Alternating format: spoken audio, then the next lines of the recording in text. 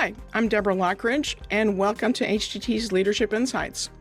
Two of the biggest issues we're talking about in trucking these days are the future of fuel on the road to zero emissions and the truck driver shortage.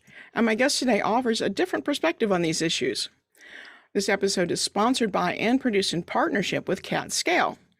And I'm talking to Delia Meier, Senior VP of Iowa 80 Truck Stop and Cat Scale.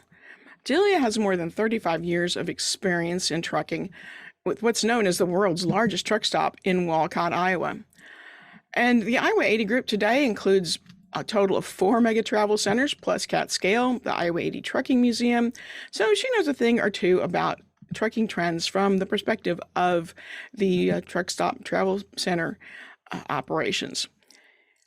But before we dig in, remember to connect with us on social media and subscribe so you don't miss an episode of HDT Leadership Insights or HDT Talks Trucking. Delia, welcome to HDT's Leadership Insights. Thank you. As a truck stop owner, you've got a valuable perspective on the debate on how the industry cuts its emissions and its carbon footprint. So what trend are you seeing there from your perspective? You know, I don't know about a trend yet, but I think that there's a lot of different ways that the trucking industry is going to cut down on emissions and, help that debate. And there's a lot of people talking about electric trucks, and that's an interesting thought. But there's also other things like biodiesel and renewable diesel, and there's going to be, natural gas and compressed natural gas. There's going to be a lot of different ways that the trucking industry is helping this issue. So, as you say, there is a lot of discussion about electric trucks. As far as the long haul industry, the kind of people that are typically coming through your truck stops, what do you see as some of the challenges there? You know, I think there's a lot of challenges on electricity for over-the-road drivers. I think it makes perfect sense in a lot of different markets and different companies. But over-the-road drivers, if you just look at the amount of time that it's going to take to charge, for example, a car on a fast charger, it takes 30 minutes. We have chargers here. It takes 30 minutes to charge up your car on these fast chargers versus maybe 2 minutes to put gas in your car. So right there's a productivity loss. Now you think about doing that with trucks that have, a 500-gallon tank. Well, it takes them 15 minutes, 20 minutes to fuel, not very long. But to have those same BTUs translated out into electricity, that's going to be an 8, 10, 12-hour charge on these fast chargers. Who's paying for the driver's time while they sit around and wait for that to be charged? Sure, they can sleep, but I just think the productivity loss is going to be a huge concern for the trucking industry. And it's already a concern in the trucking industry. So you mentioned you've got electric chargers there for cars already. I know they're working on fast chargers for trucks that would be faster, but the power that it takes, what have you learned from installing the car chargers about the power it takes to do this? That's been pretty mind-blowing for us. So when we're looking at putting in 8 fast chargers, the transformer that was spec'd to be able to do that is the same size we have for our entire truck stop. So it's running the whole main building with, 6 different restaurants and private showers and a giant store and the gas islands and all the showers. And, we're powering all of this stuff for the same amount of, transformer, because that draw on a fast charger is unbelievable. And I just think about, if the whole truck stop was, set up for electric trucks, we'll have to have our own power plant here, and every truck stop's going to have their own power plant. So that's pretty, that certainly throws a monkey wrench into the argument that everything's going to be electric. I mean, that's pretty amazing, the amount of electricity that it would take. And it's not like just being maybe someone at a trucking facility, you've got how many trucks come in every day in fuel? I mean, that's Not enough. I've got room for more. I always want to say that. I'm not over capacity, but let's say you got 500 trucks fueling a day.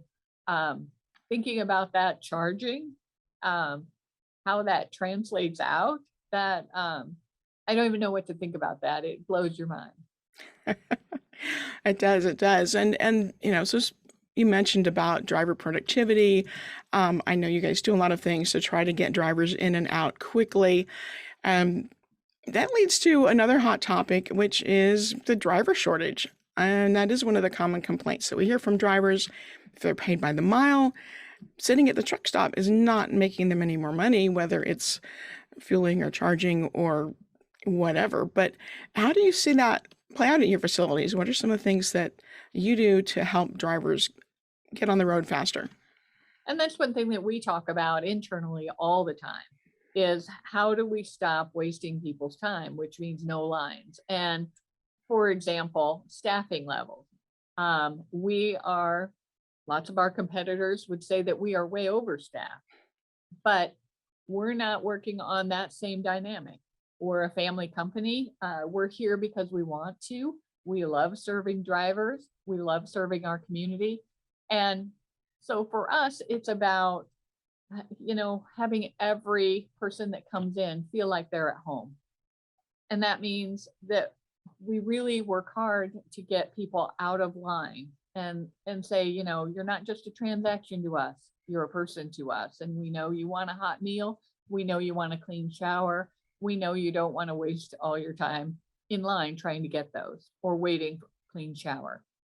So that's really our niche is that we're trying to say to the driver, we are the most economical staff you could possibly take, because while you may say we're not the cheapest, we are the best value. We've got tons of free parking. It's all pull through, so you are less likely to get in an accident. We've got it appropriately staffed, so you won't have to wait for a shower. You're not waiting in line to pay for things. We have, 10 restaurants here, so you can, if one place is busy, go to another place. It's just that kind of thought process all the time that we don't want you waiting around. We want you to do what you want to do and enjoy your life. And we know that every minute means money to you. And I don't want to waste your money. I don't want to waste your time. And I understand you've got some technology that helps out on the CAT scale side. Thank you. Thank you. That was one thing I missed. And so while we were using this perspective that we get from running the truck stop and knowing our customer, is that through CAT scale, we've been able to develop the Weigh My Truck app. And drivers that have an app on their phone, when they weigh their truck, they don't have to park their truck. That's time consuming. They don't have to come in and pay and get their receipt. It's just right there on their phone. And, so they're saving 15 minutes just by using the app. And in my book, that's 15 minutes that I gave back to every driver that's using the app. And I think they appreciate that. I appreciate their business. We do whatever we can to help. Yes, it's pretty amazing. I know you and I both remember when drivers were using payphones at truck stops, and now they've got this phone, computer, everything else in their pockets. It's pretty great.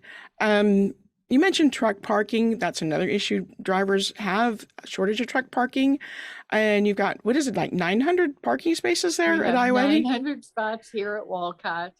For us, we feel like parking it's very expensive for us to provide and to maintain and to keep safe.